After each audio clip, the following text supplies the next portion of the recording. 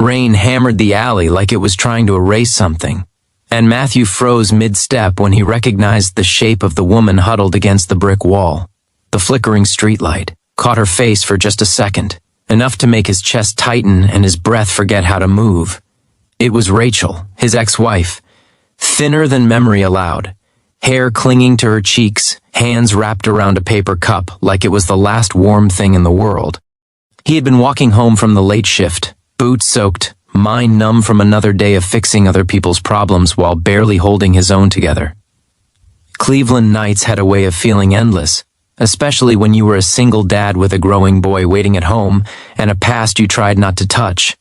Seeing her there felt like the city had reached into his ribs and twisted. What if this were you, he wondered in that instant. The person who once promised forever now reduced to asking strangers for spare change.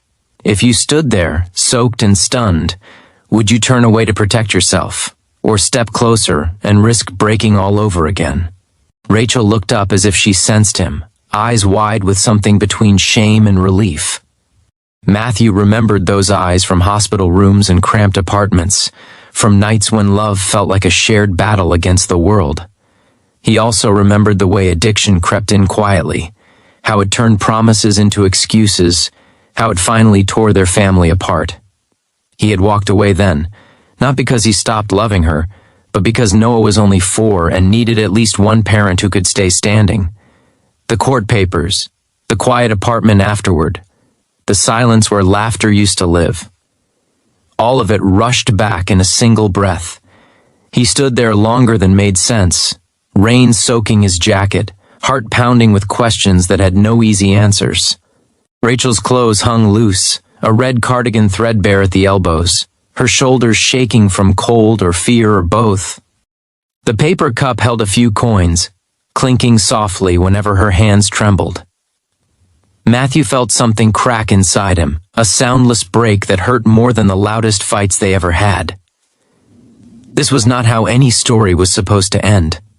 Life after the divorce had been survival, nothing poetic about it.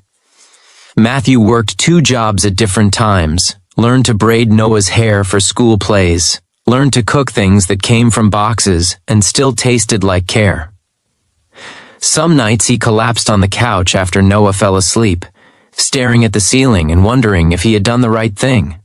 He prayed quietly, not for miracles, but for strength to keep choosing the harder path. Seeing Rachel now made all those choices feel fragile, like they could dissolve in the rain. He moved closer without quite deciding to, guided by something older than logic. Rachel tried to straighten, pride flickering weakly, but exhaustion won.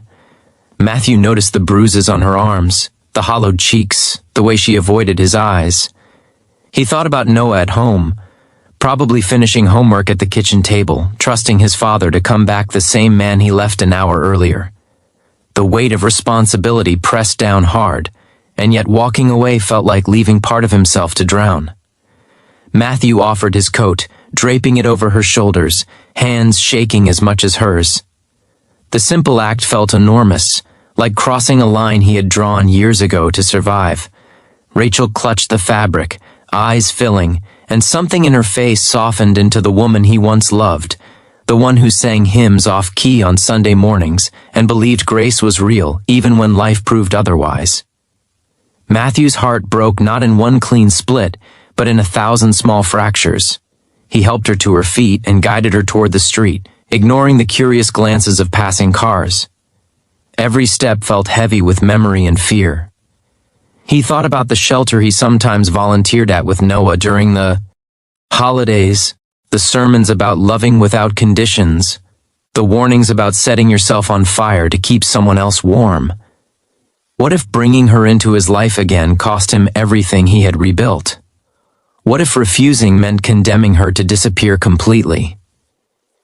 At home the lights were on, warm and steady, a small island of safety against the storm. Noah's laughter drifted faintly from his room, and Matthew paused at the door, the sound slicing through him. He prayed again, this time with desperation, asking for wisdom he did not feel worthy of. He knew this night would change something forever, no matter what he chose. Rachel sat at the kitchen table wrapped in a blanket, steam rising from a mug Matthew placed in front of her. She looked around the apartment with a mixture of wonder and regret, seeing the drawings on the fridge, the neatly stacked school books, the life that had continued without her. Matthew watched her quietly, noticing how small she seemed, how much the years had taken. He did not ask questions yet. Some answers were too fragile to touch. Over the following weeks, change came slowly, unevenly.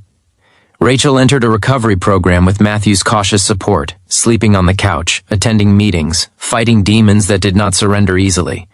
There were setbacks, nights when Matthew lay awake listening for signs of trouble, mornings when fear sat heavy in his chest. Noah learned the truth gently, with age-appropriate honesty, and surprised Matthew with a compassion that made his eyes burn. Children, he realized, often understand grace better than adults. Matthew struggled too. Old wounds reopened, trust fought to regrow, and resentment surfaced when exhaustion hit. Yet there were moments, quiet and unremarkable, that stitched something new together. Rachel cooking dinner with shaky confidence, Noah showing her a school project, Matthew catching himself smiling at a sound he thought he would never hear again. The family was not healed, but it was trying.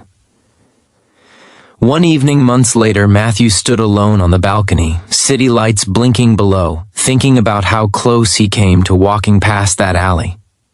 He imagined an alternate life where he chose safety over mercy, and the thought hollowed him out.